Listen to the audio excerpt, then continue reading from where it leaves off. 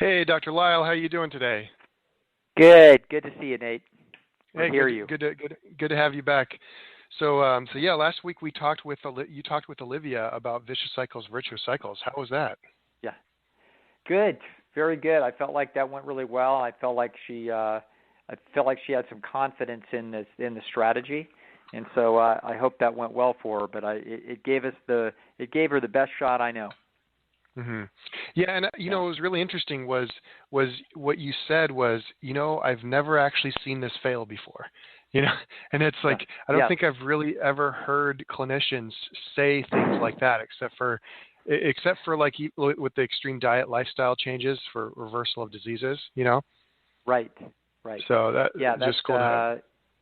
Yeah. It is. And actually for me, clinically,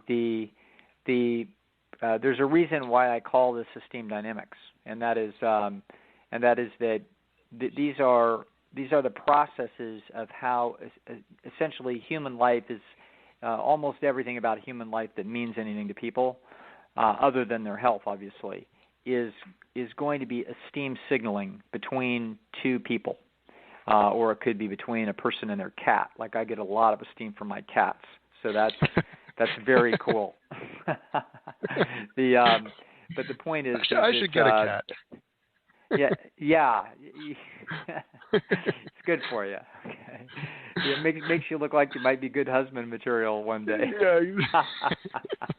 One of my friends was joking about having like a dog walking business simply Sure. for him to look better when he meets girls on the street. Oh, no question. If you can meet a girl on the street, a dog is a good way to do it. But yes, what human life is mostly about is esteem signaling, the receiving and transmission of esteem signals. And so when relationships are in trouble, the root cause of the trouble is something in the esteem signaling.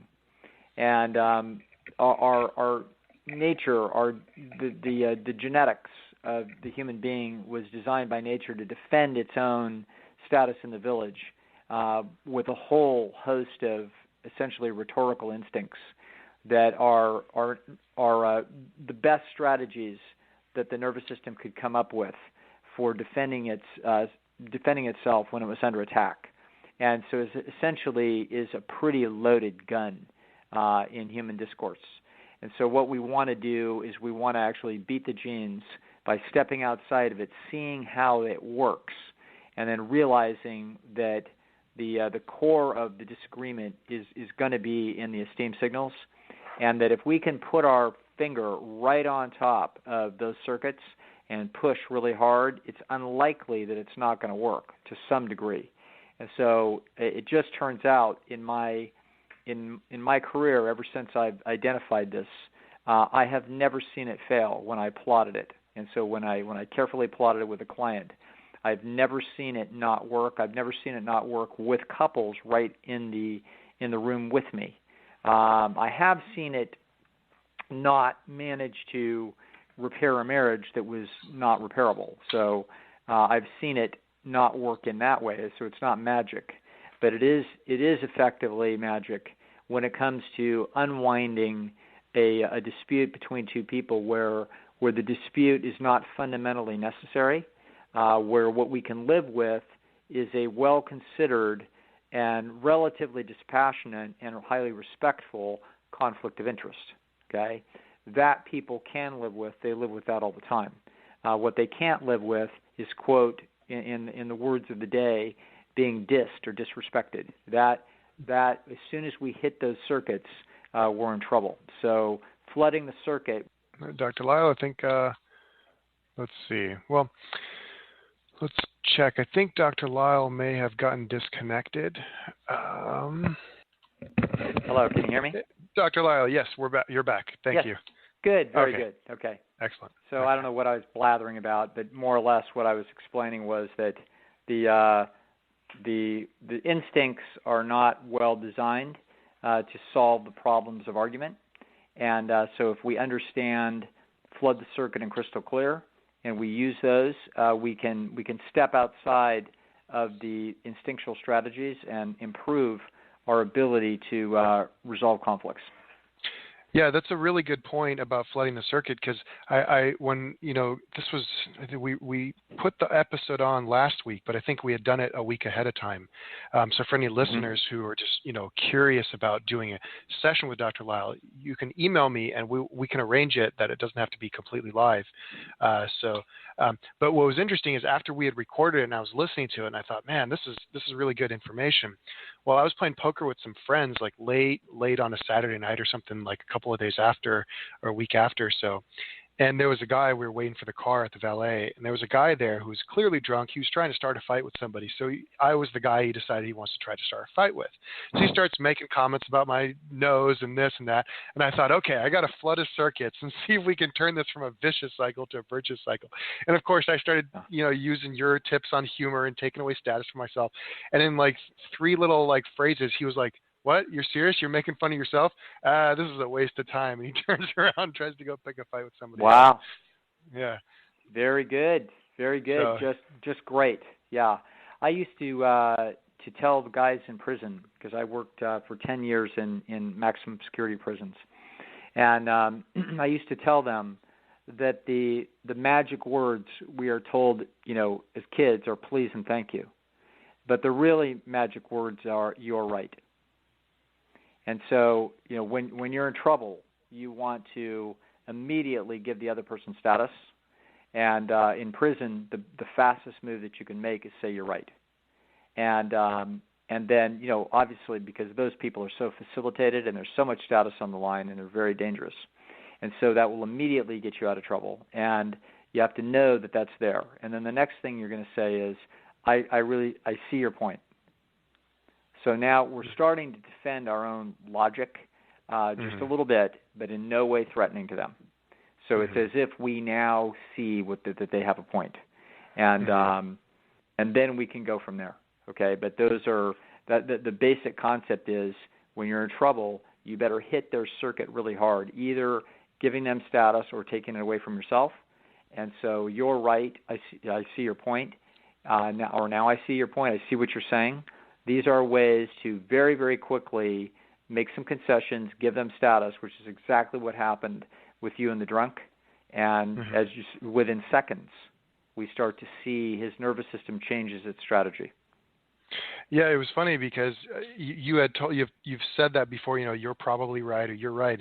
He's making fun of my nose because I have a big nose, and I said, yeah, you're right. It is kind of big. I wish it wasn't that big. Right. He just stopped and looked at me like, yes. Are you serious, man? You're really making fun of yourself. So Thank you. There you go. You saved me from a fight. Beautiful. That's beautiful. That's a great crystalline example for people. That a famous sales trainer that was the number 2 salesman, door-to-door salesman for Kirby vacuum cleaners in the 1960s and 70s, was a man by the name of Al Tomzik. And Al Tomzik had a rule, and the rule was always agree, no matter what they said. Kirby's are terrible. They're the worst vacuum cleaners in the world. I agree. I understand what you're saying. Okay? He actually found that when people would be the most disagreeable with you, they were surprisingly vulnerable, and that if you would essentially stroke, in our language, stroke those egos in a way to essentially de-threaten them, they'll very often come right around. And so that's why Tomzik's rule was always agree. Find a way to agree as fast as you can, and that's how we're going to get out of trouble.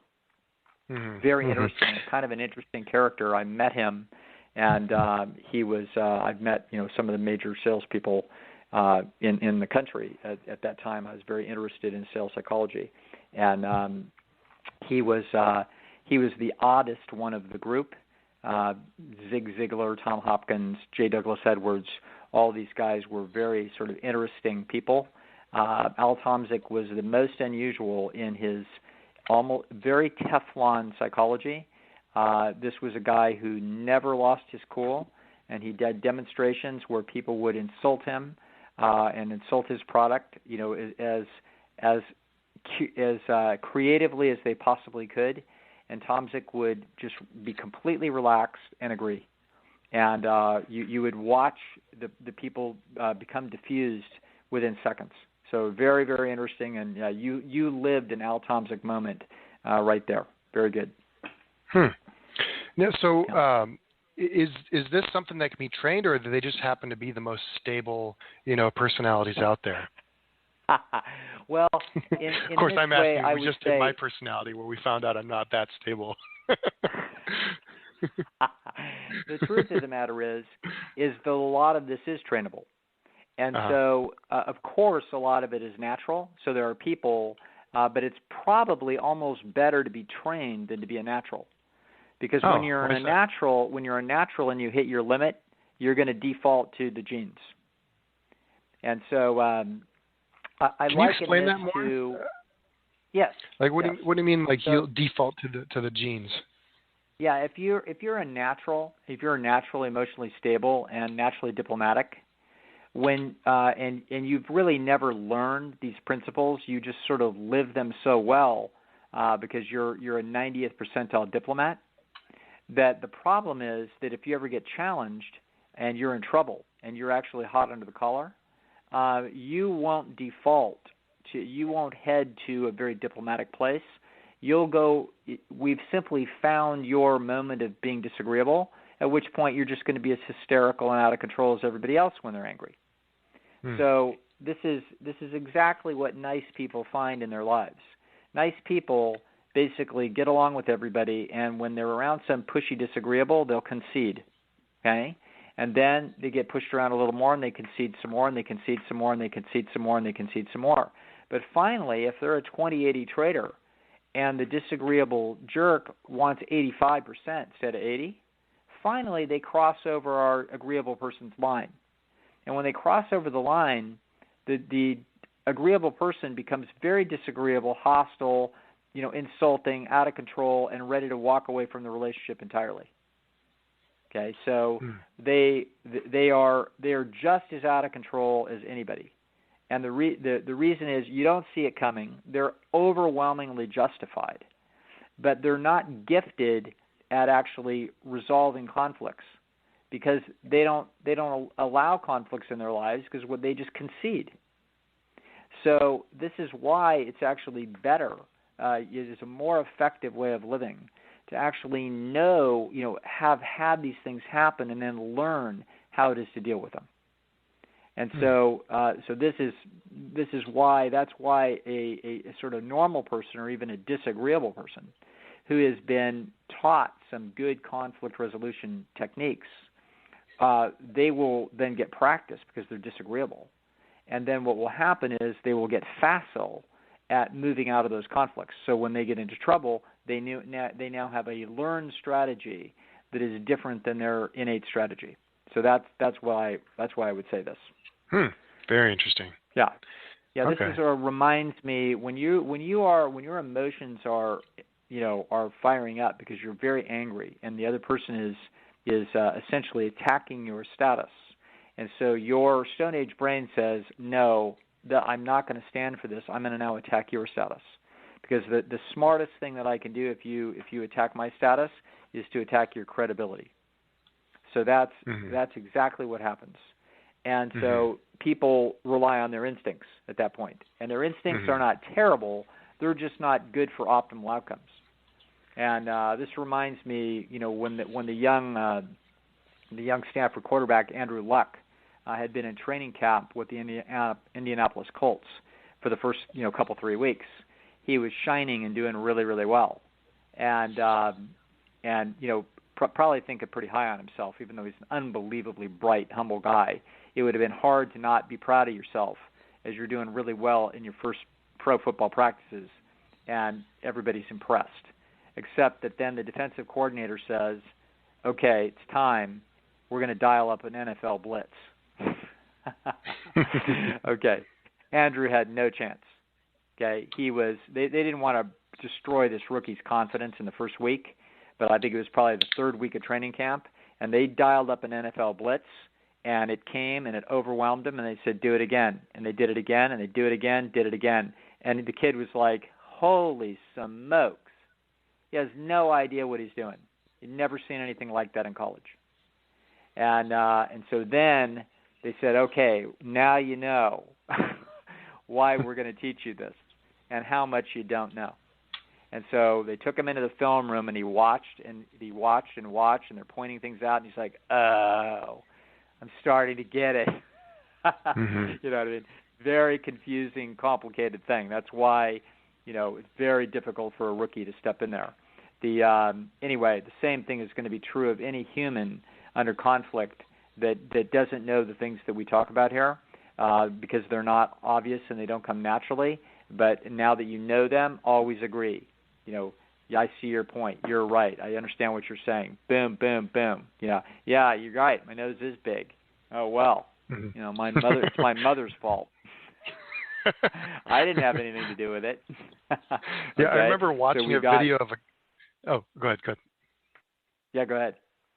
Oh, I remember watching a video of some guy who's trying to teach people how to be confident around strangers. When you're just out, and his audience is just people are super nervous and shy. Yeah. And he was going out with a ridiculous outfit, like a shirt with like 3 of the top buttons unbuttoned.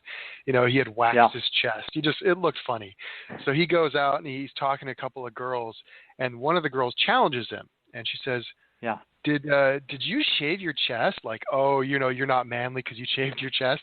And he said his response is, "No, my mom shaved my chest."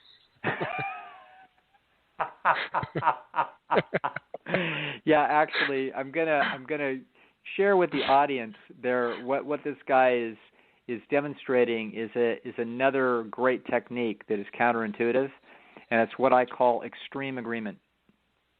So extreme agreement is when somebody insults you, you take their insult and go right off the cliff with it. And so in that way, this takes a little bit of practice, but actually if a person practiced it, even with their friends, for like 15 minutes about 4 times in their life, it would start to canalize inside their nervous system, and they would get it. Okay, so if they say the best I ever saw at this, by the way, is a mutual friend of yours and mine and Nate, which is Dr. Alan Goldhammer. Dr. Alan Goldhammer cannot be insulted. I challenge anybody to try. Okay, so if you say this place was lousy, it's second rate, he says, really? I thought it was third rate. Okay, he's immediately going to go. Yeah. Okay, it's like, well, your business doesn't like it's going very well. Oh, it's terrible. Yeah, we're probably going to have to shut down. All right. Yeah. Chiropractors aren't any good. They're not real doctors. Yeah, it's worse than you know. They're pathetic. Yeah, I remember I've seen this many times.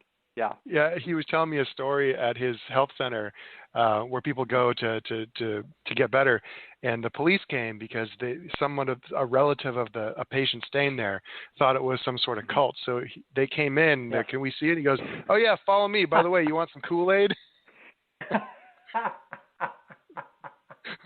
There you go. Yeah, he wouldn't have missed a beat. Okay. Yeah. So if anybody says anything about the center, like, oh gosh, you do water fasting there, it's terrible, he'll say, yeah, but that's nothing compared to what happens when we strap people down. Okay? So just one thing after the next. He's going to, no matter what curious insult or anxiety, etc. And in fact, interestingly enough, even with his patients, which I've watched him for years, people will be very worried, and he will tell them, if they'll say, well, I don't know, is this diet okay? He'll say, oh no, it's terrible. It's terrible. You're going to throw up. Your tongue is going to felt like something died, in your mouth. In other words, he'll just go off. And what will happen is very interesting, and that is that people will laugh, and they'll roll their eyes, and they'll realize it's not that bad. Mm. And so behind that, it will actually diffuse a lot of people's anxiety. So he actually uses that. That's why he got so good at extreme agree, is because he was essentially using it as a technique to diffuse the anxiety of patients. But then an ancillary benefit to get your mind wrapped around extreme agreement is that if anybody ever insults you, you just go off the cliff with it. So, yeah, psychologists aren't real doctors, right? It's like no joke. It's a degree out of a Cracker Jack box. What do you expect? I remember one of your introductions. I remember one of your introductions was like, someone asked your mom if her son's a doctor, and she goes, "No, yeah, but not the kind that helps people," or something like that. Exactly. There you go. So always going the other direction is this puts us in a position that we're trying to get to with respect to all kinds of life problems, which is a position of power. And so in a position of power is a psychological location that we get to when the worst case scenario, no matter what it is, we have made peace with it. And so in extreme agreement, what is happening there is that you instantly get to a position of power. You basically said, okay, you just insulted me. Now watch me insult myself all out to the most extraordinary level that you could possibly get. That's 300% further than you just tried to get. And I'm going to say it myself and shrug my shoulders like I don't care.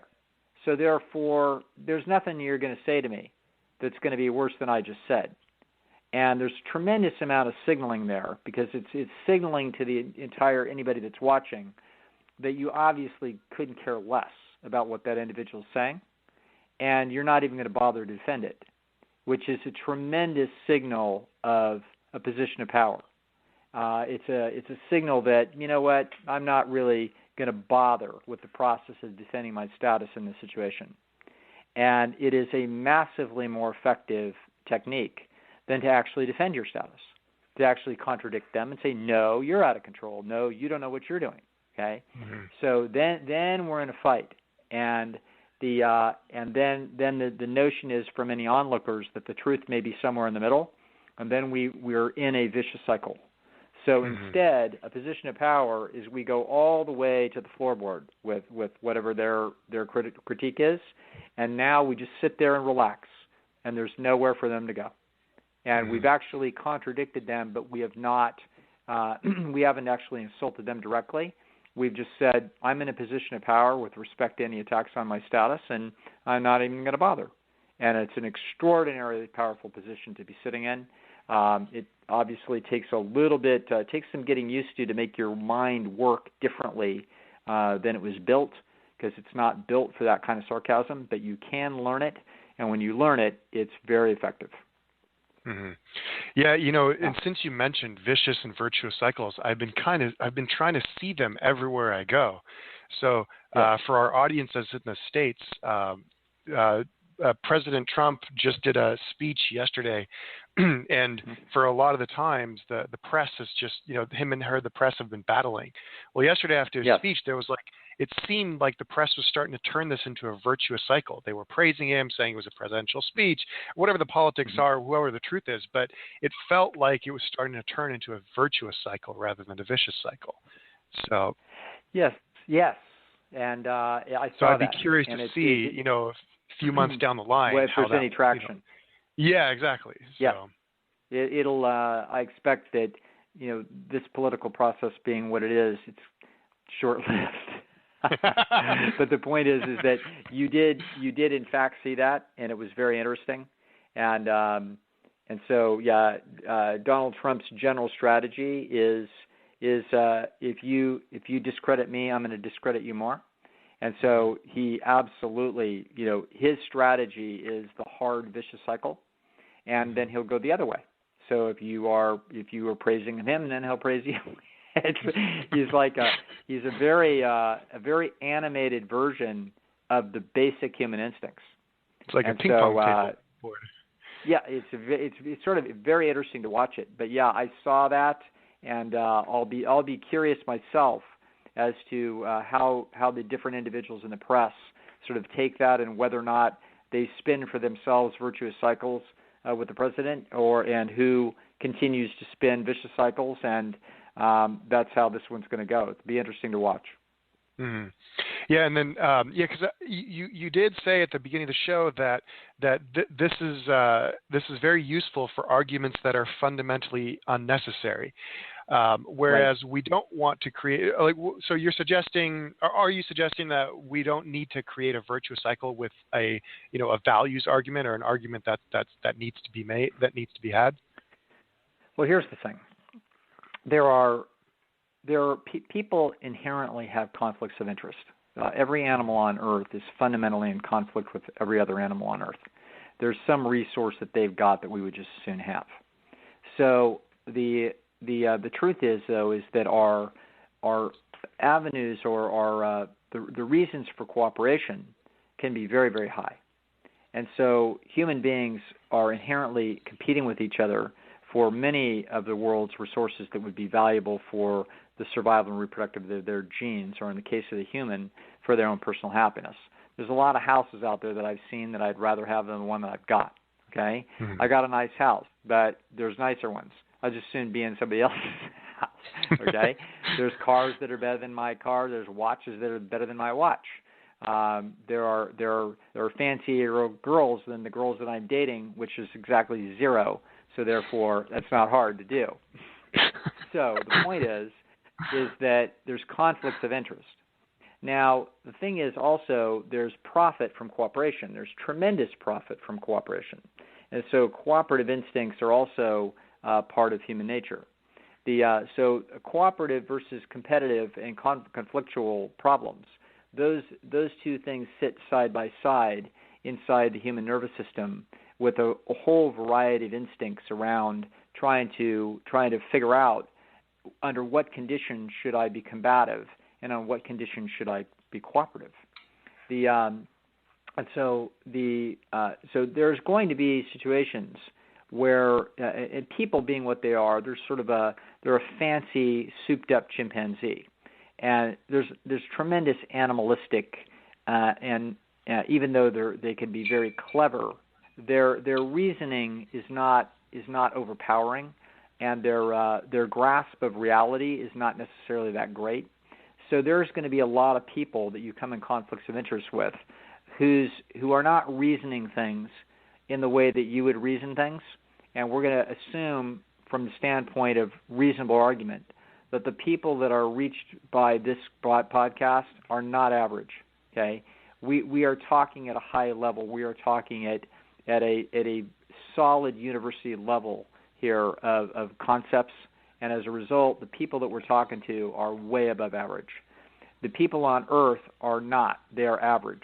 So there's going to be conflicts of interest with all kinds of people where they see things differently than we see them, and they see things differently and they're wrong. Okay? They're just flat out wrong. Mm-hmm. And there's even smart people, a lot of them, that have it wrong on whatever the issue is. And once in a blue moon, listeners, we are wrong. Me more than you.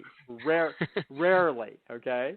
Now, but the point is that what we're trying to do here is that when we see conflicts, you very often will feel anger as you start to feel the conflicts of interest rise. You can just sense it in a board meeting where somebody is about to say that there should be more resources directed towards his project than towards her project, or who's going to get the corner office, or who is up for the promotion, or et cetera. In other words, there's no end to conflicts of interest, or who's going to get credit for the ad campaign, and whose name should go first, or how big should my name be in what letters, et cetera, et cetera. Okay, so there's no end to the conflicts of interest. And so you can start to feel the turbulence in people as they disagree.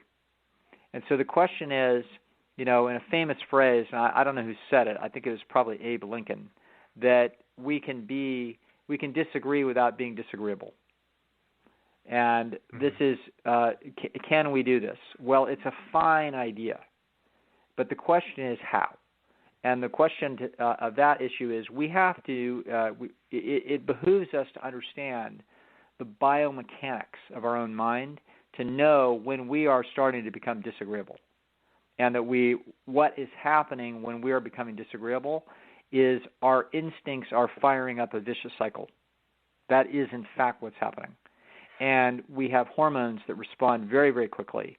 And our feelings are all ready to win this argument really fast so that the 6 people that are milling around in the Stone Age village that are given this half an ear are going to be siding with us. We essentially win the little battle. We threaten the other person out of the poker pot, and we win. That's human nature. And so the reasoning and fairness behind this are out to the wayside because we've already determined that we are being treated unfairly, or we wouldn't be angry. Okay? If we've determined that we're guilty and that the other person is right and we need to concede, then we feel guilty. But that's not what the problems are. The problems are never when we say, "Oh, gee, I'm sorry, I'm in the wrong." No, you're right. No, those don't escalate into dangerous problems. The dangerous problems that people face are when we escalate into arguments and hurt feelings, anger, vicious cycles. Happens in couples, happens between friends, happens between business partners, happens between parents and children, happens everywhere. And we wind up with a lot of essentially arguments and hurt feelings, etc., that were not necessary. And they weren't necessary because had we taken the time to step outside of the vicious cycle, we would have been able to discover that there were conflicts of interest that we didn't know were there. I had a very interesting thing that happened in a therapy case recently. I will speak very broadly so nobody under the sun could ever know what case I'm talking about, who the person is. The person had a situation where they were being requested. What's that? Then we'll take a call. We've got a call. Yeah, then we'll take a call. We've got a caller. The person was being requested for a particular proceeding to take a test. And they did not want to take this test. And all the people involved were saying, this is very, very important that you take this test. And they were digging in their heels to the point of what it looked like it was going to be a very self-destructive process to not take this test. And the person was sent to me, and I sat there and listened, and was very careful. I knew that there was something about taking this test that was going to be a very big deal, but I didn't understand what it was. So I sat and I fiddled and I talked all around it, and then I eventually started to hone in like sort of a shark circling a victim. And I was trying to very gently trying to figure out as I moved my way. It took me like 45 minutes. I could have asked the questions in 35 seconds, but I didn't. Okay, I waited, just sort of circled and allowed ourselves to be distracted about everything under the sun. And I eventually moved to the test. And what I heard was a gross misunderstanding of what the whole thing was about. And there was tremendous potential theoretical embarrassment for the individual that nobody had talked to them about because nobody had asked. Nobody understood why the person was resistant and angry and upset. Nobody asked. And so very often people think they know. Okay, so they think they know why a person is upset. But the problem is that you don't know till you know, and you're going to find out when you use crystal clear. So only when you ask enough questions, and then you can feed back to the person. So what I'm seeing is that you're feeling this way because this is what you're thinking. And they say, yes, that's it. That's when you know. Okay? So when you get to crystal clear, then you're going to know why your wife's really upset, why your husband's really upset, why your mom's upset, why your kid's upset, why your boss is upset, why your subordinate's upset. When you take your time and ask the questions carefully and then feed that back and make it very clear that you're really focused on trying to understand them. When you get there, you get to crystal clear, and surprisingly, a tremendous percentage of human conflicts will melt away when we actually understand what the root of the conflict is. Not all conflicts. Not all conflicts will go away, but very often conflicts are massively reduced when we get there. All right. Okay. Got a caller? Okay. Yeah, we've got a caller, and then we've got a couple of emails asking about flooding the circuits, and then shedding some light on a child being picked on. So we're going to take a caller here, and then the next couple of emails we'll have. So, caller, welcome to the show. What's your name? Hey, Nate and Doug, this is Rob. Nate, quick question for you real quick. Are you a fan of Ben Shapiro at all? Yeah, I've heard him. Yeah, he's got some fun points. Yeah, because I remember a few weeks ago you made fun of the feminist rally, so I figured you might be a fan of, it might be okay to ask you if you're a fan of Ben Shapiro. But you know, in the context I know some of wonderful people who I know some wonderful people who attend feminist rallies. So but it was just right. a bet I lost. Run so I'm for gonna have cover. to go to one. Yeah. Right. No. Well, no. When my friend Dr. Lisle said he told me he did say that if you go to a feminist rally, you're not allowed to hit on the girls though. So. Yeah. That was part of the bet. When Dr. Lisle said a couple of weeks ago that he reads great minds, like on specific subject, you got to read a knowledgeable mind, like he read Richard Dawkins on evolution. Well, Ben Shapiro was the one who kind of got me out of my liberal bubble and kind of convinced me to get out of it. Not to say that I'm a right-wing extremist now, but he kind of really opened my eyes, and he's really intellectually destroys people with his arguments. So, but I do have a question for Dr. Lisle. Not to make everything political, Doug, but continuing on with what I just said, I've become so embarrassed by the far left and liberals or whatever, and I know that's a wide term and stuff, but like in the sense of, and then you have all these atheists, and technically I am an atheist, but and since this is an evolutionary psychology podcast, that's the whole point, right? I do believe in evolution, but I've been so turned off by the left that I kind of have a respect for just normal, nonviolent, regular religious people. I don't think they're so stupid because they're religious. So my question to you is you had this on your website before. I think it was called living your life purpose, or what is your life purpose, and you responded to the question of because people will say, evolution, well, you're just a naturalist, so everything is just all about propagating DNA and spreading on the genes, and everything just means nothing, and it's all about you're a naturalist and you're a materialist. So what's your response to that? I have several responses to some of the things that you're saying, and so I want to make sure that I sort of hitting on the things that you're trying to get to. So correct me if I wander too far off. The first thing is the issue about certainly respect for religious people, and as you're observing sort of the vitriol that has come from the left on this election cycle, as they're very disappointed and upset. And if we actually know, I've had a great many conversations with people on the left post this election, who are surprisingly, they're not quite what it is that I thought that what I thought was going on. We have some very legitimate fear, and strangely enough, of course I don't, because I look at the United States government like a huge battleship that's very, very difficult to damage it, and so nothing about any election really causes me a lot of anxiety or upset. But I have people that are very upset to the point of frantic, because they actually they think that somehow that they or the country or the environment or the children or the whomever is in great danger. And so now I can't believe that that's what all this is about, and I don't think it is, but some of it is.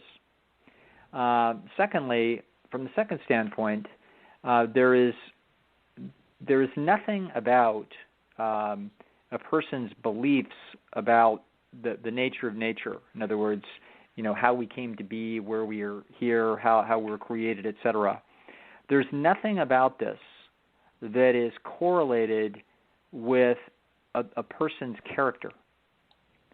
And so that particular belief is how you believe the world came to be and how you believe you came to be.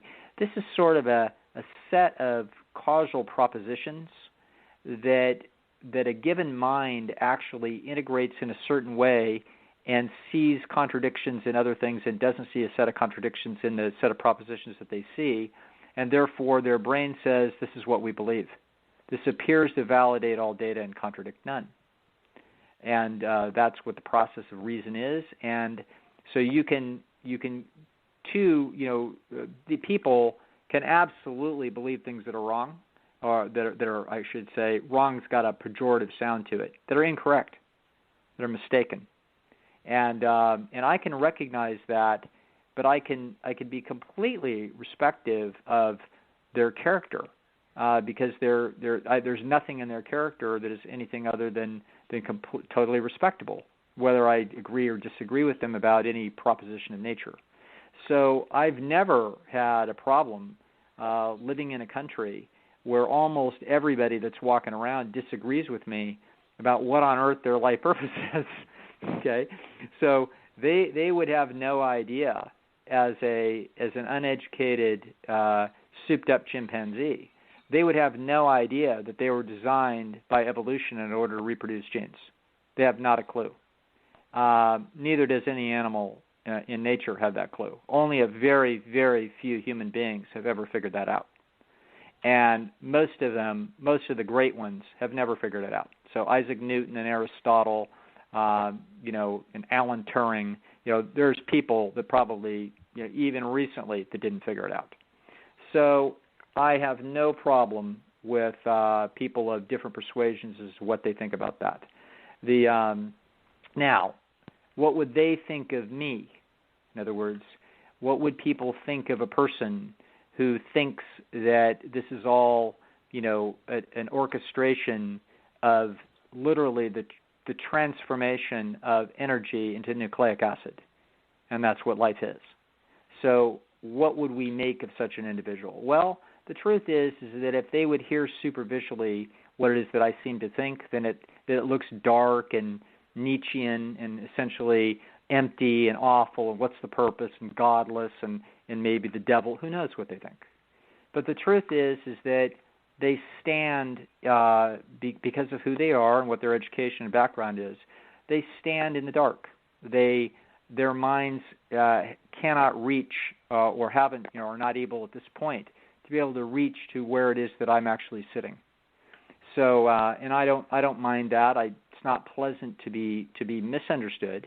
I have great compassion for living things, including humans, and I believe that the life journey of a human being is a potentially unbelievable, spectacular event that is fascinating beyond any other animal's life event, because of all of the complexity and the social processes that are involved, and the subtlety of feelings and attachments that can take place. So to me, as you see on my website, even though when I talk about the purpose of life, I explain that the purpose of life is the reproduction of the genes. That is the fundamental biological purpose. But from the standpoint of an individual living today that is no longer a savage, that is essentially not simply and completely guided by instinct, the way most human beings have always been, we recognize that there is something else that this life can be about, which is the pursuit of happiness, and at the core of the pursuit of happiness is earning esteem in the right way from the people that matter. And really, quite frankly, doing that well and doing that to the best of our ability is as an exalted a process as that I can imagine anybody conjuring up in religion. The idea that we essentially rise above our DNA and try to do the very best job we can to be the best person that we can, that's the fundamental of the apex of a human ethical standard. And we certainly, absolutely do not need religion to educate us about ethics at all. The fact that religion can be used to educate people about ethics in parables and in sayings and in perspectives, that's fine. I can respect what it is that's done there, but it is absolutely not necessary. And I stand as an individual that makes the highest moral pursuit of my life, my life's goal is to do that, and completely devoid of any religion. But from that perspective, I can be completely respectful of other people who disagree with me, and in my educated opinion, they disagree with me out of ignorance. But it's an ignorance that I have compassion for, and I have understanding for its limits. Does that make sense? Yes, absolutely. Brilliant. Nailed it. Very good. Excellent. Thank you. Thank you very much for calling, Rob. Great question. Yeah, Rob, thank you very much for the call. So, yeah, Dr. Lisle, I was thinking, Rob identifies more, can see more compassion on the conservative side. Do you think that has anything to do with what you said in our politics podcast of conservatives being a little bit more conscientious through credit scores and all the rest, and so he's just gravitating more towards that?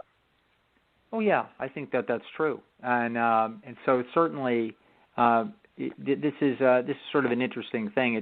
People's politics are kind of an interesting thing because you can oftentimes, but not completely, but you definitely can see correlations between the Big Five and people's political persuasion, and but you can see where some unusual people can be caught in a no man's land. Where they feel a little bit homeless, and so you can see that if they are very open-minded about the all the different perspectives in the world about everything under the sun, then you can see the openness of their mind pulling them towards liberal thinking in many respects. At the same time, you could see that you could see where the any hint of lack of conscientiousness in there, or any kind of, shall I say, emotional instability that could be associated with this.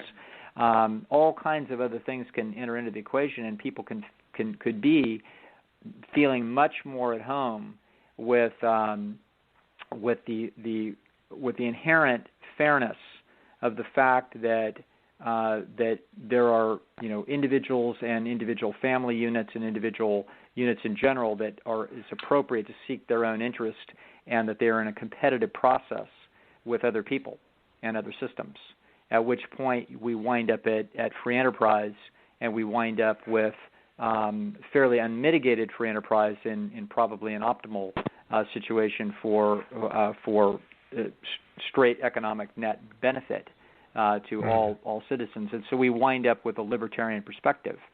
So a lot of libertarians are a split group, where the ones that are Christian libertarians are going to be far more right-leaning than there are left-leaning libertarians that cannot swallow the religiosity of the right, and so they wind up being more liberal. But they're usually, all in all, most libertarians are not quite at home in either party, and that's because those parties carry with them some limitations in their own integration of understanding of reality. Very cool. Okay, so Rob, thank you very, very much for the call. We really appreciate you calling in and just chiming in. Feel free to call back anytime. Thank you. All right, so we have a couple of emails from our listeners. So the first one is actually has to do with last week's episode, number 54. This is an on-air session with Olivia and Dr. Lisle. So our listener here has a question about flooding the circuits. His question is, how do you do this with somebody who is still in love with you without leading them on in any way? My ex-wife and mother of my child and I are in a vicious cycle, even though it's cooling down. She still slanders me in any way that she can, and I'd like to find a way to get her to stop. Flooding the circuit seems to be the logical solution, but I don't want her to make her think that there's any chance of us getting back together. Any advice is greatly appreciated. Yes, great. Really good question. Somebody's really paying attention, and they're in a mess. Okay, so what we want to do, there's more than one way to flood the circuit. We can also flood the circuit to other people. So, in fact, that can even be more powerful. So we tell people that they are going to be talking to, that we sing their praises to those people. And those people will transmit that back. And so this is a very big lever that we have. There's nothing like the fact that we are gossiping in somebody's favor. Okay, it's one thing to tell them that we think highly of them, and it's quite another to tell somebody else. That means we're telling the whole village. And so that at that point, our value to them goes way high. And so they don't want to lose that good opinion.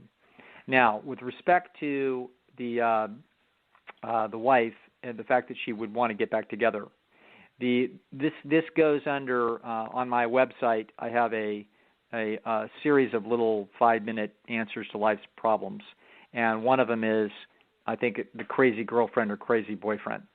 And this is all about I had how to listen to that one a few times. Yeah, well, some people told me about you, Nate, and then they said that they needed help with you. That wasn't that slick. I was trying really hard. All right. So what the issue is that what we're the standard strategy, which the eye roll in pop culture will be, oh, how obvious and stupid is this? But it works and it's legitimate.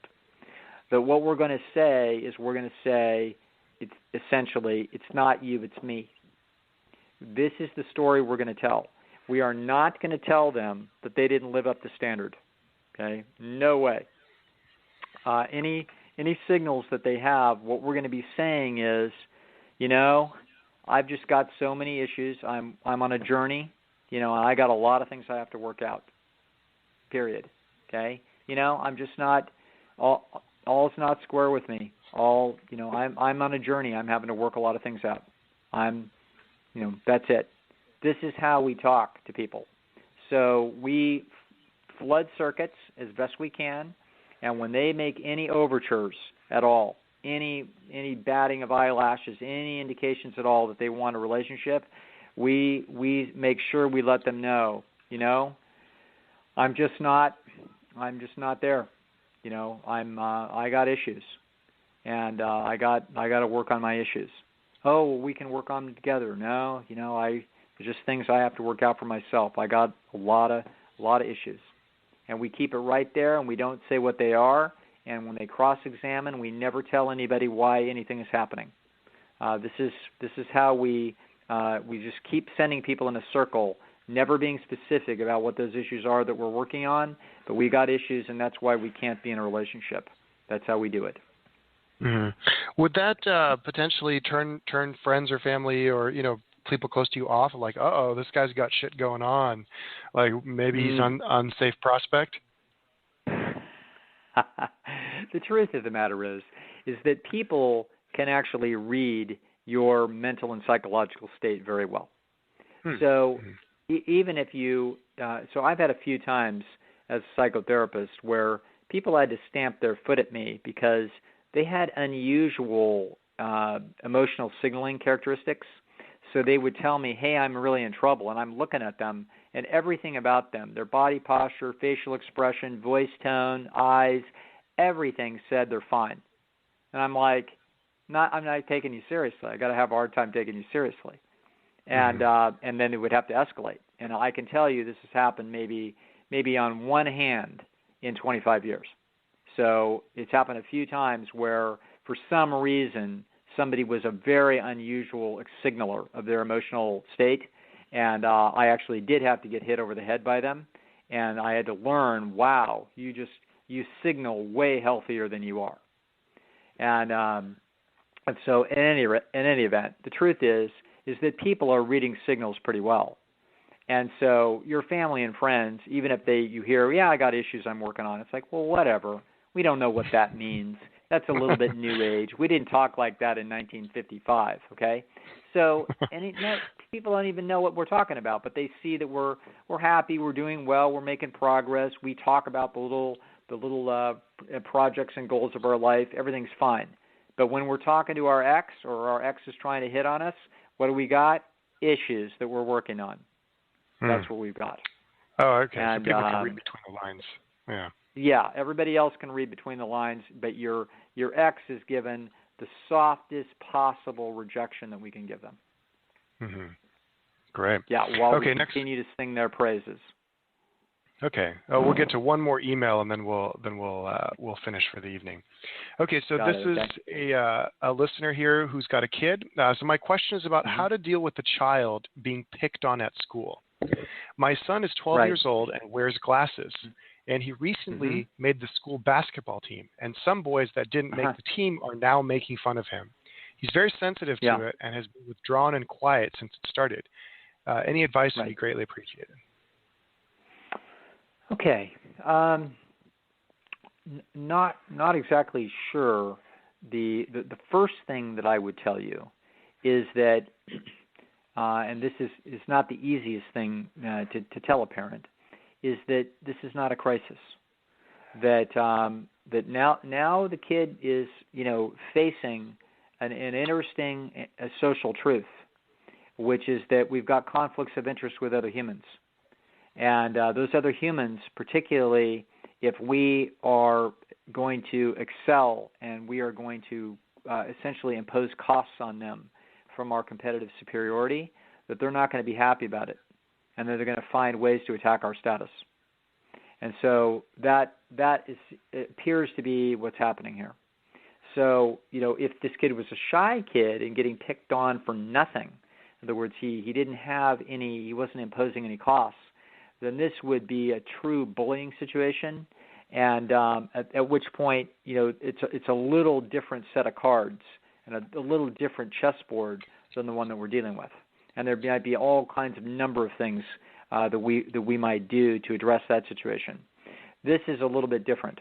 Okay, so this is a situation where this child is actually ascending a dominance hierarchy, and we've got some other kids that are upset about it. And so they're finding ways to try to chisel his status.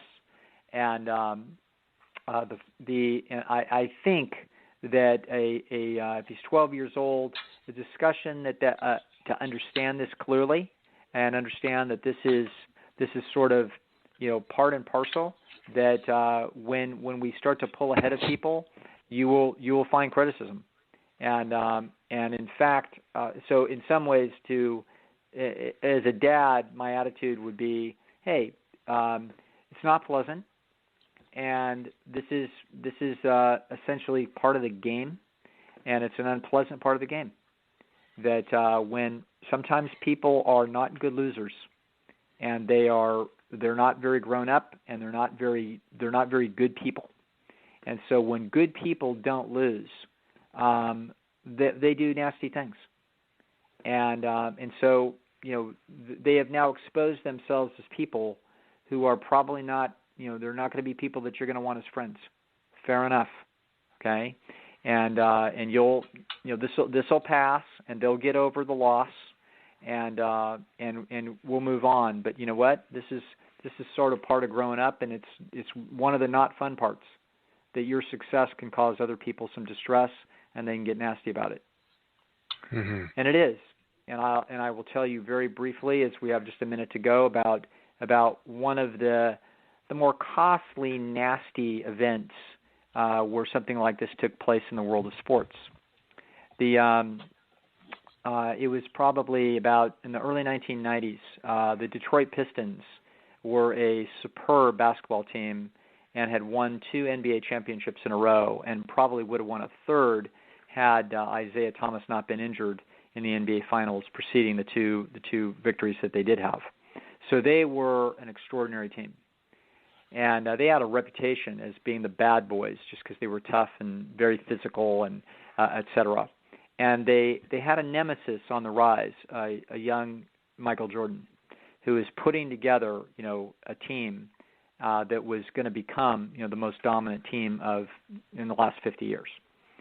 And finally, I believe it was the 7th year of Jordan's career, that he finally beat the Detroit Pistons in order to get to the finals, which he would then win. And so at the end of the Eastern Conference Final, and I believe it was in Detroit, and Jordan's team beats the Detroit Pistons. The leader of the Detroit Pistons, who was Isaiah Thomas, walked off the floor while the game was still being played. It was totally, and he encouraged his buddies on the team to do it with him.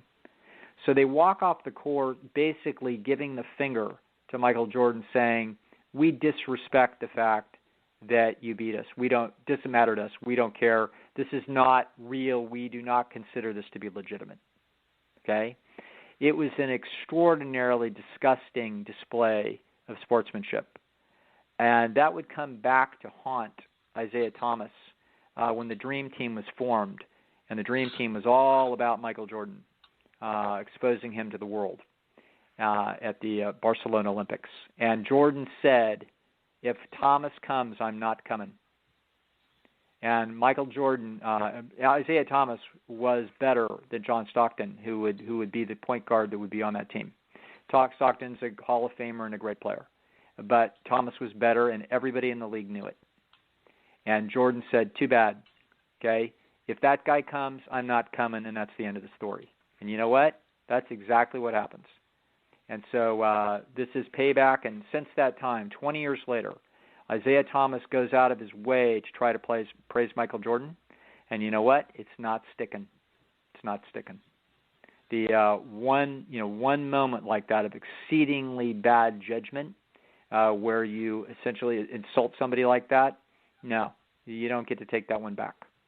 So this is John Wooden, the great basketball coach, said that the game doesn't build character; it reveals it. And it revealed whoever Isaiah Thomas is and what his strengths and weaknesses are. And I'm sure he's well in the middle of the bell curve, maybe above as a human. But on that day and under those circumstances, we found his limits as in his character, and it cost him. And it's unfortunate that happened. And he hasn't appropriately really made up for it. Not enough. And so that's a problem. So this young man now has stepped on some other kids' status, and it's unfortunate that they are resorting to a base, essentially animalistic and poor strategy for recovering their status. But it won't be the last time. And this young man needs to recognize this and be supported by his dad and say, you know what, this is okay. This is part of the game, and we've revealed something about their character, and you're going to be fine. But we need to know about this because this is part of who it is that we inhabit the planet with. Fair enough. Mm-hmm. Wow. Okay. Fantastic. Dr. Lisle, thanks very much as always, and we'll talk to you next week. My pleasure.